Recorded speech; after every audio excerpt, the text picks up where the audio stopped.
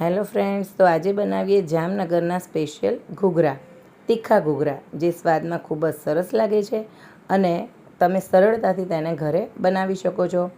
તો સૌપ્રથમ મેં 600 ગ્રામ બટેકા અને 200 ગ્રામ વટાણાને બાફી લીધા છે અને એને આ રીતે મેશ કરી લીધા છે. એક પહોળા વાસણમાં સપ્રમાણમાં તેલ લઈ તેમાં જીરું અને સહેજ રાઈ ઉમેરી હિંગ નાખી માવો એમાં ઉમેરો. હવે તેમાં કાશ્મીરી લાલ મરચું, હળદર, ધાણા જીરું, ગરમ મસાલો, આદુ મરચાં અને લસણની થોડી પેસ્ટ, આમચૂર પાવડર, સંચળ પાવડર, થોડાક મરીનો ભૂકો અને સપ્રમાણમાં ખાંડ અને મીઠું અને 1 વાટકા જેટલા કોથમીર એટલું ઉમેરી અને મિશ્રણને સરસ રીતે હલાવી અને તૈયાર કરો.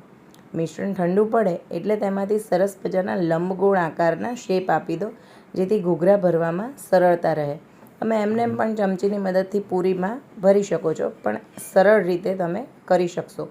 હવે આ રીતે એને ઠંડુ પડવા દેવાનું છે. હવે 500 ગ્રામ મેંદાનો લોટ અને 200 ગ્રામ જેટલો સૂજી એટલે કે રવો લઈ તેમાં સ્વાદ અનુસાર મીઠું, અજમો, 1 ચમચી જેટલું લીંબુ અને 3થી 4 ચમચી જેટલું ઘીનું મોણ ઉમેરી અને પાણી વડે સરસ કણક તૈયાર કરવાની છે.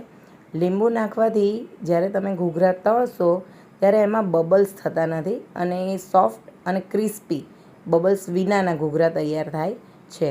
તો આ રીતે ઘૂઘરાના ગોળા વાળી લીધા છે ઓવલ શેપમાં, એટલે કે લંબગોળ આકારમાં. હવે આ રીતે કણકને 15થી 20 મિનિટ રેસ્ટ આપ્યા પછી તમે પૂરી વણો અને એની કિનારી પર પાણીવાળો હાથ લગાવી દો, જેથી સરસ રીતે ચોંટી જાય અને ઘૂઘરો ખુલી ન જાય તળતી વખતે.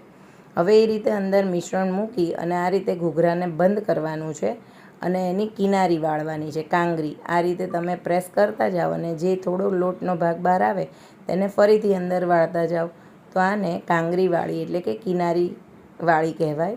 જો તમને આ રીત ન ફાવે તો તમે ફોક એની મદદથી પણ આને બંધ કરી અને પ્રેસ કરી શકો છો, પણ આ રીત ખૂબ સરળ છે અને દેખાવમાં પણ ખૂબ સરસ લાગે છે. હવે ગરમ તેલમાં ઘૂઘરાને તળી લેવાના છે અને ઘૂઘરા ખૂબ સરસ અને ક્રિસ્પી તૈયાર થશે.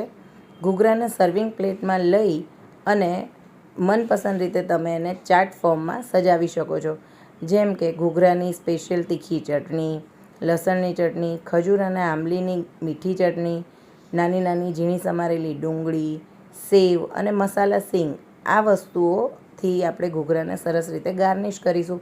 ટેસ્ટમાં ખૂબ સુંદર અને ખૂબ સ્વાદિષ્ટ એવા આ ઘૂઘરા તૈયાર થાય છે અને સરળતાથી તમે આને ઘરે બનાવી શકો છો. તો તમે જરૂર બનાવો. મારી ચેનલને લાઇક, શેર અને સબસ્ક્રાઈબ કરો. તમને આ વિડીયો ગમ્યો હોય તો તમે જરૂર લાઇક કરજો અને કમેન્ટ કરો. હવે જો તમારે ઘૂઘરાને 2-3 દિવસ સાચવી રાખવા હોય તો તમે ઘૂઘરાને કાચા પાકા તળી લો. એક એરટાઇટ કન્ટેનરમાં મૂકી અને બટર પેપર અથવા તો નીચે એક કોટનનું કપડું રાખી અને ઘૂઘરાને ફ્રીજમાં રાખી દો. જ્યારે તમારે જરૂર પડે ત્યારે એની 15થી 20 મિનિટ પહેલાં ઘૂઘરાને બહાર કાઢી અને ગરમ તેલમાં તળી લો. ઘૂઘરા એવા જ સ્વાદિષ્ટ અને ક્રિસ્પી તૈયાર થાય છે, તેમાં કોઈ ફેર પડતો નથી, તમારી મહેનત બચી જાય છે. તો જરૂર બનાવો. લાઇક, શેર અને સબસ્ક્રાઈબ કરો.